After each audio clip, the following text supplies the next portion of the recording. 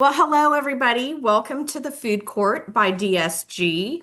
Um, I'm your host, Michelle Wollenzine, and we have Briana Lorenzo as our guest today.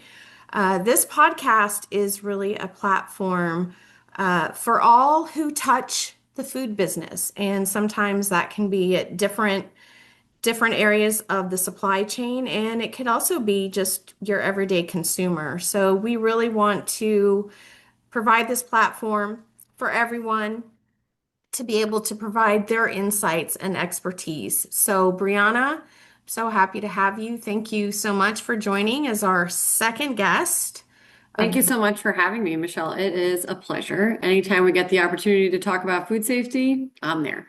I know we had some great conversations leading up to this, so I'm very happy to have you. Just a introduction, Brianna is the chair for the International Association for Food Protection for the Retail and Food Service Professional Development Group, PDG. So there's a lot of acronyms in that.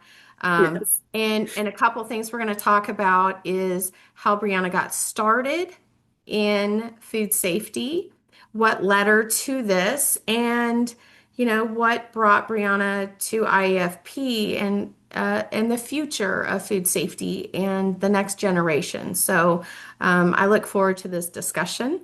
Me I've too. already had some great discussions. So, Brianna, maybe you can, just start out with providing some background about yourself, Sure. your fascinating background. Go ahead. Thank you. Yeah, absolutely. I always say that it's hard to explain how those of us who end up in a food safety and quality leadership position, how we got here. A lot of us have a lot of very interesting stories, and it is a thankless role. So we do not go into this role for the glory and the fame. It's not something that receives a lot of accolades. We are behind the scenes, day in and day out, just making sure that our food is safe and wholesome for consumption. So I'll share a little bit about how I ended up in food safety and quality. It's not a unique story, but it is untraditional. I was not formally trained in food science or anything like that from a established four-year institution. I do have an engineering background in biochemistry and genetics. I started my career in diagnostics and clinical diagnostics at some of the large hospitals in Manhattan, like Mount Sinai, NYU, Sloan Kettering, New York Wow. Presbyterian.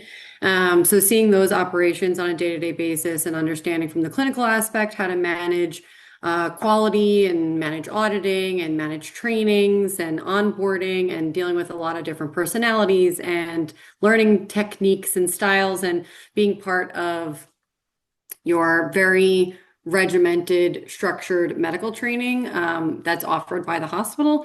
So seeing like grand rounds and how different case studies are presented and how the residents interact with their attendings and how myself in a lab support role, how that integrates well into the overall medical education and the success for the patient results. So long story short, I thought I was going to be a doctor and thought about that since high school, probably. So very science focused my whole career. It's a gift and a curse to be focused in what you want to do and know what you want to do. Definitely didn't think I was going to end up in food safety and quality, but it is very exciting to be able to use my science background in a different way on a day-to-day basis, 20 years later after graduation. So I was able to start in food safety and quality on a part-time basis for my family's company. It's family owned and operated. And my dad reached out to me and said, "Hey, listen, there's a lot of new changes that came down with FSMA, and we keep up with a lot, but you have a lot of experience in building training modules and building training programs at the hospital. Why don't you come in and help me build a food safety training program?" And honestly, I kind of laughed at him. And if he's listening to this, he'll chuckle a little bit because he taught me everything. I know my dad was the PCQI for the plant, and he self-educated from a food safety and quality standpoint and continued to, you know, adapt to all of the changes that were happening in the early 2010s in the food industry, just after some of the large industry recalls in 2006, 2008, and all those changes that came after that. And I laughed at him and I said, I can't help you. I can't, what am I going to do? I don't know anything Right. about food. And very quickly found out that it doesn't matter. You have a strong science foundation, you can pretty much build anything. So it was a pleasure to get to work with the USDA inspectors at the plant and understand a little bit about the inner workings of how the business has grown and how it has evolved significantly from when it was originally founded with my grandfather. So very different business and very dynamic. Every week was a brand new week. So it was a lot of fun to build a training program for something that was ever changing. There was not something that was looking for like a set it and forget it kind of perspective there. So I grew in that role a little bit and built food safety and quality department that was a little bit more robust than what originally existed, just based on the needs of the business as it grew over my tenure there. Slowly building a research and development department, taking on labeling and compliance, taking on new client wish lists, let's call it, and what that looks like. And then worked through COVID at that plant. Oh, And honestly, I think any of us who worked in hospitality, food service, restaurants, hospitals, you name it, I think we blacked out in 2020. yeah. I can remember very specifically that, we built menus from a Friday and sent them out for bid on a Monday. So just working around the clock, just trying to keep the business afloat, sending out, requests for proposals for any new business opportunity that came on. I mean, I worked with dietitians at hospitals to build whole menus when the Jacob Javits Center in Manhattan got turned into a hospital to manage the overflow. And you had to deal with all the dietary restrictions from heart healthy to like different types of food types for different medical needs of those patients. So learned a lot in a really quick period of time. And then there was a really great opportunity to just kind of dive into a non-traditional manufacturing setting and going into more retail and food service in the QSR aspect and the quick serve restaurant aspect and look at, retail restaurant food safety and how that differs from manufacturing, which was very eye-opening. And then found my way back to manufacturing and worked at one of the first meal kit companies in our country. I was there for their 10th anniversary, working with Blue Apron. And I managed, the entire GFSI platform, SQF, for all of the plants across the country, traveled a lot to both of their plants at the time. They have now since moved on as a company, and they're still a branch, just under a different ownership and umbrella, but still able to get your meal kit boxes just like you were if you've been a customer for all these years. But it was really exciting to see how that industry as a direct to consumer was a little bit different than your traditional manufacturing and your restaurant environment. So Sure. throughout my career, just really been able to bring that strong science foundation, operational approach that I was given from being educated at an engineering institution, where I went to university was very heavily focused on theory and practice. So we didn't just learn a lot in the classroom, we were forced to apply our knowledge as part of our curriculum. So there's a lot of project-based work, a lot of group projects, a lot of presentations, public speaking. So when we went out into the real world, including some of my friends that we all keep in touch with now, we all say the WPI education is just a unique one, and it definitely set us apart. We felt when we were thrown into different industries because you were forced to problem solve very early on in your career because you had been trained to problem solve for those 4 years at university. So it definitely set me up for success in understanding the different leadership roles and strategies that I could use in different food Hmm. industries, let's say, because it is a big one. So I have a question for you. Sure. Because you were on a path, you wanted to be a doctor, Yeah. and your dad said, "Hey, we could use your help here." And now look at you, and there's no regrets, right? Dad is No regrets. family is happy. A lot of times you hear about, oh, could have been a doctor, right? If you ask my family, they still think I am a doctor because of like as a joke, like because of all. I'm not. I joke with them. I said, no, I play one on TV. I'm not actually one, but I really like because I spent so many years in a hospital setting. I'm Right. still like a go-to somehow for some of Oh these yeah, questions, I and love it. I very quickly remind them that I now work in the food industry and it's very different. No, But yeah, you're I mean, always going to sometimes. be their number one Google. Yeah, always Google, exactly. But it's interesting to understand how, you think you have one path in life and then, using your education in a very different way as your journey kind of grows and develops and shifts, right? You're going down one street and then all of a sudden you're asked to take a hard right and what happens?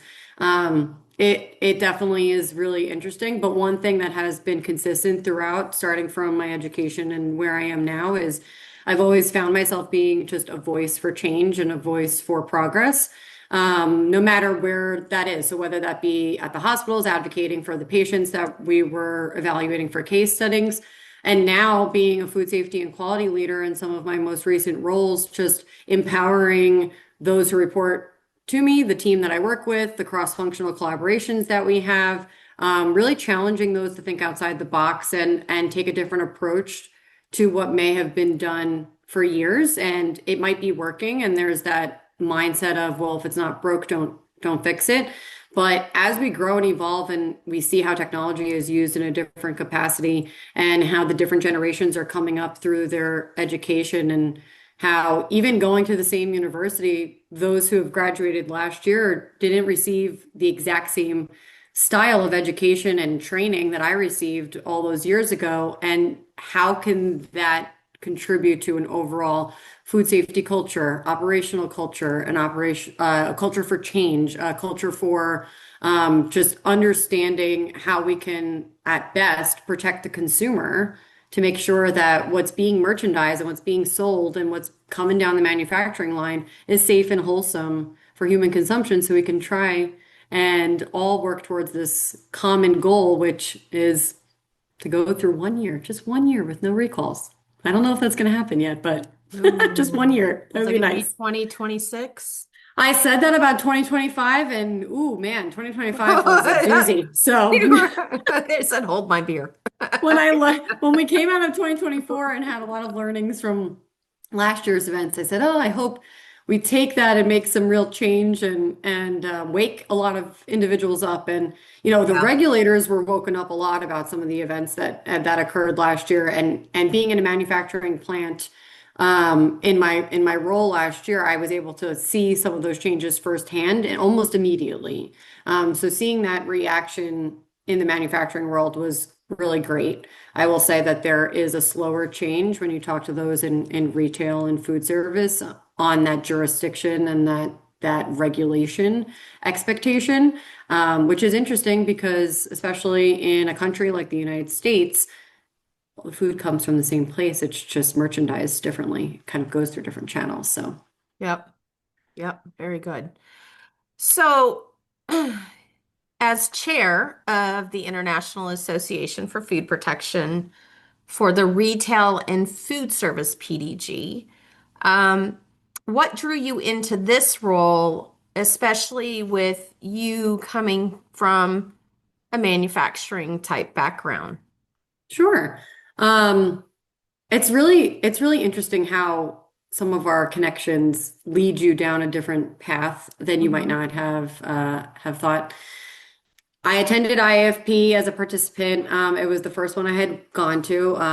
For those of you who don't know, IAFP is an amazing international conference of food safety and quality and sanitation leaders that has been around for decades, and it's really like the go-to platform for all things food safety and quality. It's an amazing academic conference that happens once a year. But the best part about the conference is it's really designed by the leaders who own these professional development groups. It's what you get the most out of the conference by being involved in a professional Yes. development group. So think of it like you're in high school and you do an extracurricular activity outside of your regular classes. This is your extracurricular activity outside your 9 to 5 regular work. So all of the leaders do the work for IAFP on a volunteer basis, and we collaborate together and bring really important content throughout the year. And then our annual meeting every year is just to kind of touch base and regroup and talk about goals for the year after. So what led me to this role as chair of the professional development group, I honestly was introduced from meeting one of my colleagues in the industry. We sat next to each other on a bus. Mhm. Some of you might know her very well. She's a great voice in the food safety culture space, Tia. And she was the former, Tia Glaive, she was the former chair, well, the acting chair at that moment, of the PDG for retail and food service. And she said, we really need a vice chair. You are so passionate about food safety and quality. You have a great operational mind and like you're the next generation. So would you want to join? I said, I don't really know too much about it. Sounds great. And here I am 4 years later, kind of just found myself continuing carrying the torch there. And I have a great vice chair, and she's going to continue to carry the torch as chair, as this is my outgoing year. And it's just been a pleasure to be able to be a voice for this community and try and collaborate as best as possible and bring different ideas to certain webinars that are hosted throughout the year. Even at our annual meeting, it's not really like a stuffy meeting where we just sit and listen to a lecture. It's really collaborative. We kind of sit together in breakout groups and talk about wins and challenges and where you would like to see the industry focus its certain topics that are not you need help with as you do your day-to-day job, or maybe just something that's not really talked about a lot in the news. We kind of maybe hear something a little bit of the same. So happy to bring those topics to light and be a voice to try and lead some change for this next generation. So there's a whole nother group of us that get excited about Yes. food safety and quality. Yes. And so a couple of questions. Off the top of your head, do you know about how many PDG groups there are or PDGs there Oh, are? I mean, there's what, there's like, a lot. There's more than 20, I will say that. yeah, I think there's even more, way more Yeah, than 20. But there's a lot. there's one for everyone. So if you're not in the retail and food service PDG, they have food defense, food, what was it? Food safety education, Yep, right? Um, there's all kinds of groups. So it just depends on, where your area of interest is or yep. area of expertise. So if you wouldn't mind just explaining a little bit more, because I think a lot of people don't know how to get involved in a Yeah. PDG and what does that communication process look like? Once you join a PDG, you receive emails, but they come from IAFP Connect, Yes, they right? do. Okay. Hmm. So if you could just explain that, just so, I think there's some people that are hesitant just because they don't know how it works. Yeah, that is a question I get often. And the second part of that question is, what's the time commitment if I want to join this Sure. PDG, Yep. right? Yep. My full-time job is very demanding. I want to be involved, but I'm not too sure how to join. It's as simple as when you register to be a member of IAFP, going into your profile information and signing up for a professional development group. There's a long list of all of them. And it could be as simple as I work in the meat industry or I work in the dairy industry and I want to join the dairy or the meat professional development group just so I learn a little bit more about the food sector category that I produce or support. Or it could be something like you mentioned, where it's more of like a support professional development group, like a broad topic like food safety Sure. culture, education, food defense. There's even like a sanitation specific one. There's a dry foods one. Like Yes. there's a low moisture and water Yeah. activity one. There's One for any everything. Yes. food that we manage as professionals. There's definitely a group to join and get more knowledge and find a mentor if that's something you're looking for, or just look for career growth. But genuinely, it is just signing up and saying, I want to be a member, and you're checking a box. And then that just means that you are eligible to receive communication from that professional development group, whoever is the chair that will be sending out information.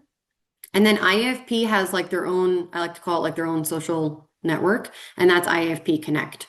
So on the foodprotection.org website, when you sign in as a member, you will have the link there to join your IFP Connect. And that's where all the message boards are, which is a really great resource when you are faced with a challenge at work and maybe your company isn't someone that has a consultant on standby or you don't have that network. You're able to just ask a question very openly. Hey, I'm having this challenge. I'm not sure how to approach it. And anyone in the community can see it and say, oh, I encountered that, or I'm a subject matter expert in that question. Let me help you out. And you can also email individuals directly through there. You can chat with them through there. So it's a really great portal for all the members. I think there's more than like 2,500 members of IFP, or close to north of 3,000 if I heard, don't quote me on that, but if I heard the number of participants at the annual meeting who actually are able to attend. So it's a great organization for career growth, networking, and just getting information about the food safety and quality aspect of manufacturing and selling food safely outside of your day-to-day life. So Great. I have a couple questions for you. One of them is, so, coming from manufacturing and now you're over the retail and food service, IAFP, yeah, for the chair. And so you're getting a lot of insights about retail.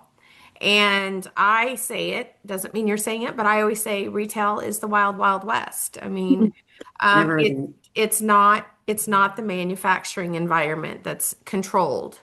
Yeah, And so as the food industry continues to grow, and it always will, right? We're going to have all these crazy, new formats coming out, and we do already have these formats that maybe should be under the FDA or the USDA, but instead they're under the Department of Ag, and so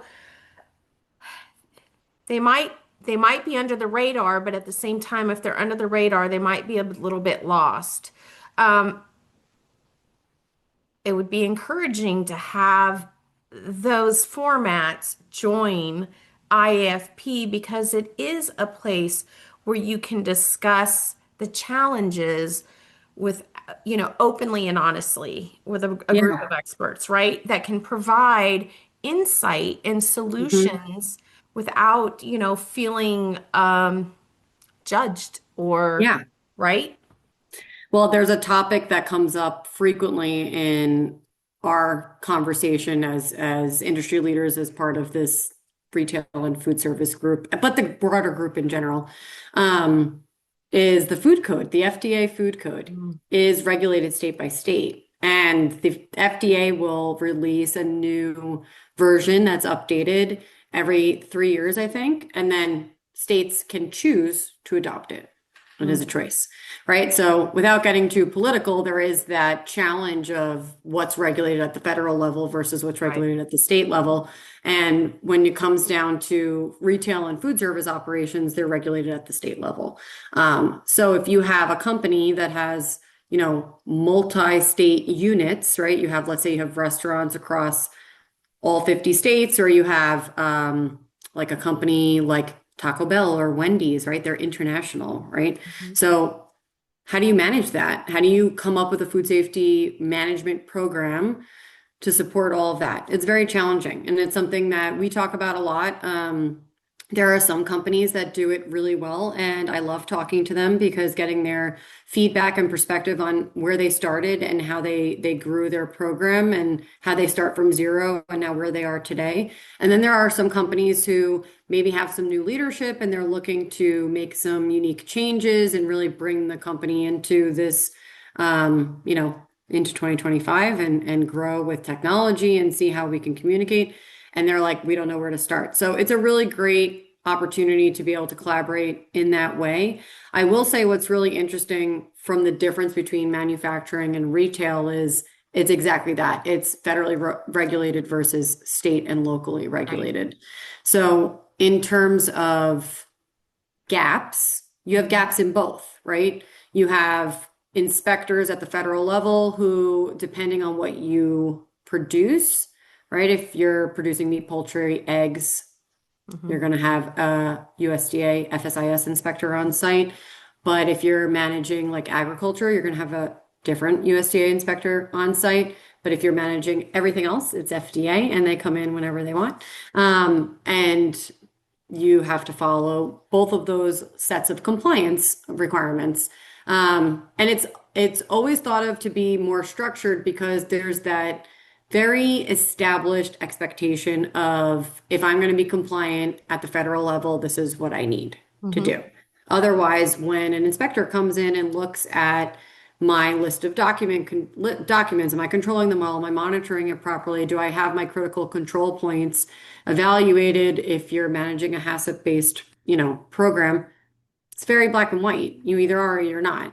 Right. When it comes to retail, you've got a whole bunch of different variables that are something that it's not encountered at the manufacturing level because in manufacturing, you are walking into four walls and you can control those four walls. Even if you have a company that has 10 plants in multi different states, you still have four walls that you're controlling. Whereas in retail and food service, you might have like 20 different versions of a restaurant layout, depending on the real estate that was available at that time. And, someone like McDonald's does a really great job of having a very prescriptive way of building a restaurant. But Right. then you have other companies who don't have that amount of capital. And when you look at how can I build this, it's, well, this is the 3,000 square feet that was given to me. Yeah. This is what I can build, right? So, okay, where do I put my stove? Where do I put my hand sink? And you walk in, and even though on the service level, when you order a menu item, you will get that consistency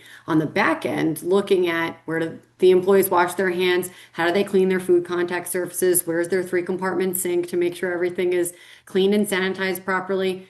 How's their plumbing look? What do their drain situation look like? It's kind of all over the place. So I think Right. that's where some of the challenges come from, where it's almost like every establishment is its own set of challenges, and you have to approach that risk uniquely. Whereas manufacturing is when you get your set of plans and you build the plant and you build a food safety and management program according to that. Yes, you do construction throughout the lifetime of the plant, but not nearly like you would on the retail and restaurant side to continue to keep up with the customer expectations. So you would say, I mean, in retail, the line isn't as straight as there is in manufacturing, right? Yeah, But there's a fine line between both. Even in manufacturing, it can't be 100% black and white. It, no, it's right? just easier. It's just definitely easier to, I won't say easier because there's a lot of different food Sure. categories that I've managed that were definitely not easy. Yes. But in terms of the approach, your approach is a little bit more streamlined. Yeah. Whereas in retail, there's a lots different ways to approach Yeah. managing or handling food. One thing that's consistent with both, though, depending on the area of the country that you're managing in, is your turnover and your training, Mhm. right? You still have the same individuals who are coming to work every day and handling food. And some of them are coming in on entry level. Some of them are coming in with a couple of years of experience. And some of them are coming in as managers who have maybe managed a different food category before, or they're coming in from a competitor and they understand exactly how things are done. But your turnover is always going to be your challenge, and it's more so in retail and food service because it's just the nature of the job. So it's hard to create a culture where that longevity is maybe not present as much as in manufacturing. Sure. That leads me to the next question. We look at the next generation of food safety professionals, food safety leaders. And when we talk about these fine lines and things are not black and white, a lot of, in my experience, food safety professionals come in and they learn the technical piece of it. Mhm. And, they've got the science, they've got this and that, but there seems to be this leadership um, that maybe we're missing in the next generations. For me, I went through so much training with emotional intelligence and also just trial by fire, right? So have the door slammed on your face enough times, you learn what not to do, Mhm. right? No, So, absolutely. what can we do for those who have been in the business? We have this experience. How can we set up these, next generations and students and people who are interested, maybe not sure where they fall, right?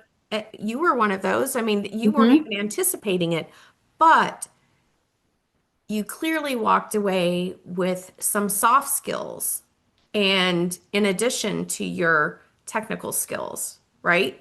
Yeah. Oh, absolutely. It's a delicate dance It is a in food delicate safety and quality. Those soft skills, you know, being able to be approachable and being able to communicate risk, being able to assess risk, being able to collaborate cross-functionally with your operations team, your maintenance, your facilities team. Maybe sanitation reports to you as a food safety and quality leader, or maybe they report to operations, right? But knowing that sanitation is directly related to food safety and quality and how is that managed? And then my favorite team, sales and marketing, always. Um, there was a really amazing track that I went to in a food labeling conference in DC very early on in my career, and one of the breakouts was marketing and QA. And they had us sit on opposite sides of the room, and they presented like common challenges that happened between marketing and QA. And honestly, it was one of the funniest. It was so entertaining because we all came from different industries, but we all faced the same problems and we were able to laugh about it with each other and be like, I know you guys are really difficult when you ask for, this claim on a label and we say no. And you're like, well, the customer wants it. We're going to do it anyway. Those types of Right. it's frustrating when you're working in that Yeah. type of project and you're Sure. like, I need to push, like move the needle and I need to finish this. But it was a very eye-opening early on to get Yeah. to receive that perspective. I will say for our next generation, one of my biggest passions, and anyone who works with me, I hope they feel it when they hear me talk a lot. It's just empowerment. I was very lucky from a young age that I have been empowered in every aspect of my life, and I don't take it for granted at all. I had amazing mentors from starting with my parents and then coming all the way down Yeah. to my mentor at my most recent role, and just being that like you have to be a voice and sometimes a sounding board to be able to educate. I say this every single time I'm in front of a group of people. If you all came to work today and you think you're not teachers, you're kidding yourselves. Right. Because while we might not be formal educators in a classroom setting, you are a teacher, you are leading by example, and you need to be able to be nimble and understand what your direct reports and what your teams need in order to succeed. And what are you doing to bring tools to the table to set them up for success? That's your role as a leader. So sometimes that's a soft skill, and it's as simple as saying, how can I help today? How can I take one thing off your plate to make you feel like you're not overwhelmed so that we're not rushing through our work and maybe making a mistake that would lead to risk, right? But it Sure. also might be something as simple as this is a project that was given to you and you have a deadline. And as an independent worker, I expect you to meet that deadline and all of those expectations. But throughout that process, hey, how are you doing at this stage? Is there a time where you need to like sit down and collaborate? Do you want to sit down and review it? Would you be open to feedback? You know, and using your peers strategically to say, hey, I'm working on this. I don't know if it's the right thing. I can't tell you how many HACCP plans I have read from just peers in general to say, I think I evaluated these risks right. What do you think? And I'd say, oh, well, did you think about this? Or how did this, and looking at your flow and how does this work? Right. And you have to live it. And Right. like I always challenge teams that I work with to live it. If you're just sitting behind a desk and building programs, we all can do that very well, but you've got to go out and live it. So whatever floor that looks like for you, whether that be a manufacturing floor, a Yep. restaurant floor, a retail grocery chain floor, go walk on the floor and see Well, what our associates are doing, see what they need help with. Be a direct observer, and you're able to make your programs that much more robust and also understand what your associates need. What do your team members need from you? Because you can't be a leader if you're operating at the same on the same ground as the right. people who report into you who are looking for guidance and looking for that decision making. You have to be at like that 30,000-foot view to see, like standing from above and just seeing how the pieces fall into the puzzle, At or the you won't same understand how time, to make change. you got to be able to know what that feels like to get Yeah, your hands dirty, right? absolutely. And that's Absolutely. where the empathy and the Yes. compassion comes in, where you build trust with your team because they know that you've done it. Oh, absolutely. I Yeah. can't tell you how many times I have spent with my teams on third shift, coming in Mhm. at 3 in the morning and doing preoperative Yes. inspection for a USDA facility.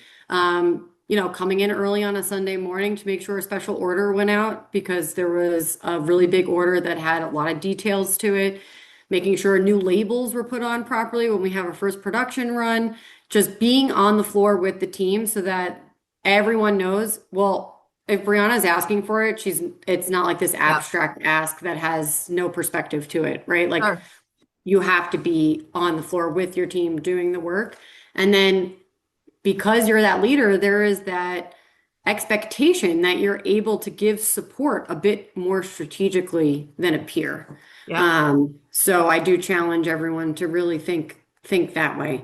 But from the empowerment standpoint, a lot of that has to come with education. And when I talk about education, I don't speak from a formal education Hmm. standpoint Hmm. because some of the most amazing people that I've worked with did not go to a formal education. They learned on the job and they're just really amazing critical thinkers and they're able to problem solve and strategize really well. But part of being a good leader is understanding what your teams need and being able to assess their needs and assess their strengths and assess their opportunities and maybe play Tetris with your team members and see if they're in the right position, if they're in the right role, work with them one on one and challenge them a little bit more. And then slowly but surely, that trust will open up to have them come to you and say, hey, guess what? This happened on the floor today. This is what I did. The problem was solved. Great. And if they solved it really well, amazing. That's the opportunity for kudos to make sure they understand that they feel valued. They did a great job. Thanks for assessing it. And if there's an opportunity that, well, there was maybe a part that was missed or there was a piece of risk that was not assessed, then Hmm. that's an opportunity to say, walk with me. Let's go Sure. look at what happened together instead of you missed this part or this wasn't done properly, right? Then that person might feel a little bit more apprehensive next time they come talk to you. Yeah, And it's that so, Tetris game that's really what it is. Every it day is, it changes, and you it have to be does. ready at any time to be able to shift. And so if you don't have a plan B, a plan C, a plan D, there's a It's problem. true. It Right. is. And also you always have to keep learning. So Yep. part of what keeps me interested in this field for as long as it has and why I'm so passionate about it and want to continue in this field is I always joke that I study every day to do my job. I have never. So something that I say frequently is you never stop learning. So whatever that looks like to you, sometimes it's hard for people to find the resources of where do I go to find this information, or I really want to learn more about this topic. And that's where your network really comes into play and being a member of an organization like IAFP or some of these other organizations that give these resources out, including using individuals that you meet along the way that maybe is a subject matter expertise in a different field that you want to learn more about.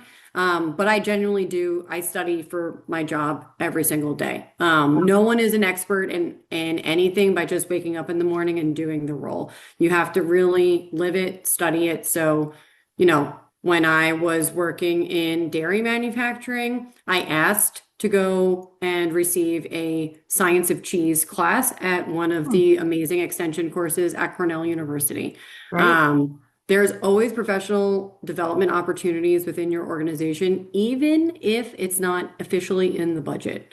Um, because if you're curious about it, it's important for your leader to know that that's something that you're interested in and you want to learn more about it. It'll show that you're taking initiative. It'll show that you are curious about how your role might evolve and about how to continue to protect what you're creating or what you're supporting. But that's something that I is really near and dear to my heart as a mentor and how I try to empower this next generation, especially young women in this field. The food industry in general has always been like a male-dominated industry. So for those of us who have found our voice and are continuing to grow as leaders in this industry, I think we owe it to ourselves to give back to those women who've paved the way for us to be able to be here and give back to the next generation. And then find those women who are powerhouses at these organizations and just introduce yourself and say, I don't know too much about what you do, but I see your name a lot on LinkedIn. I'd love to Right. learn more. Like, even if it's something as simple as that, don't be intimidated about going up to us at these organizations because that's what, truthfully, that's what gets me out of bed in the morning. I love what I do. My job is my job. I'm very thankful to have one, and I will continuously support and protect whatever brand I am working for. However, at the end of the day, it's the overall passion for food safety, quality, and protecting the consumers and understanding how we can get better. And paying it And forward, right? paying it forward. Somebody Yep. paid it to us. Somebody gave us Mhm. their time, lots of people gave their time, their Oh, expertise, yes. right? And, there are those people that you can call at any time. And because we don't know everything, We but don't. we have those connections and that network where, hey, I know an expert in produce, I know an expert Mhm. in seafood, I know an expert in CPG, whatever it may be. That's what makes us collaborative versus competitive. Yeah, absolutely. Because food safety should not be competitive, No, right? It right? shouldn't. And We have a common goal. We there's absolutely do.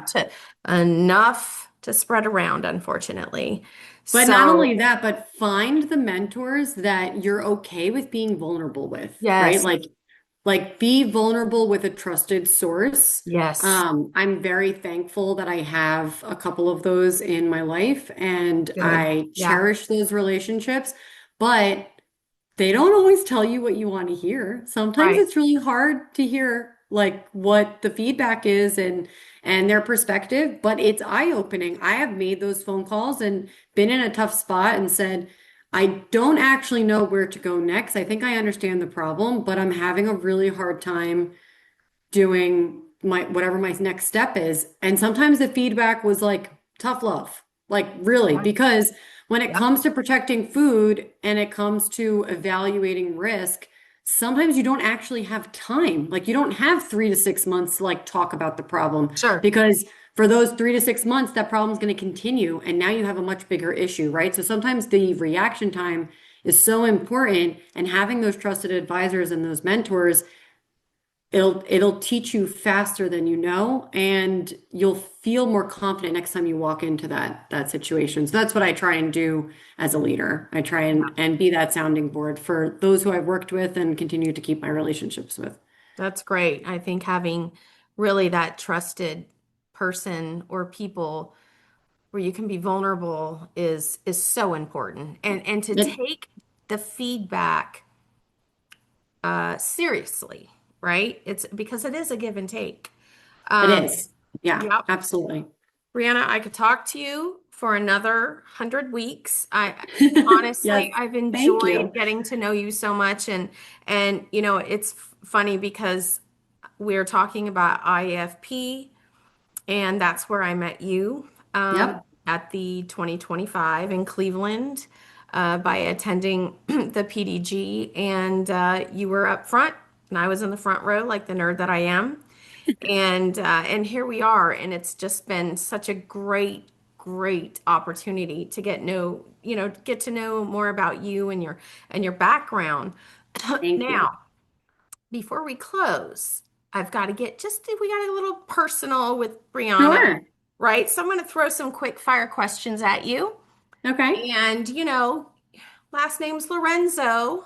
I'm just kind of curious, what are your top three favorite foods? Oh, oh, my family makes fun of me for this so much because it's so guaranteed with me. Spaghetti carbonara is number one. It's one of my Oh, nice. specialties. I Okay. love making it. Oh, We do have, I do have family over in Italy. We're a Naples origin from Italy, so food is near okay. and dear. Yep. But if I ever get the opportunity to make carbonara for you, I will happily do so. I'll make sure that happens. And then you said top three, right? So the Yeah. next one I would say also Italian is prosciutto. Love Mm. it.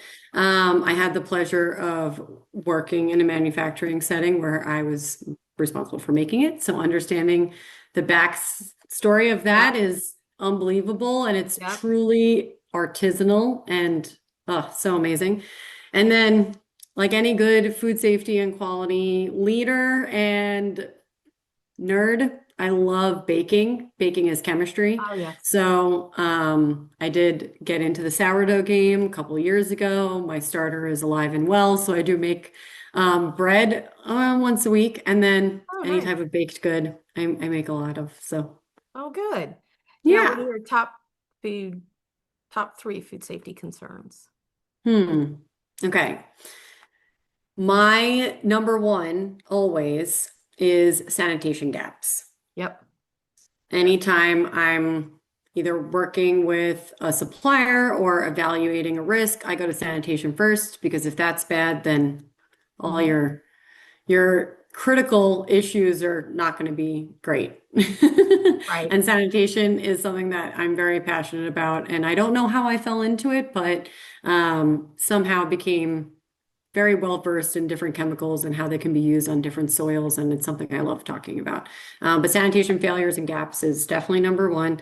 The next one, which is something I teach often, is how to conduct a proper root cause analysis. Mm. A lot of times in a recall investigation or in a compliance deviation or something like that, when you're looking at a kappa, and especially if you're put in a leadership position and you're, managing what that looks like, so often our root cause analysis is done incomplete or done incorrectly.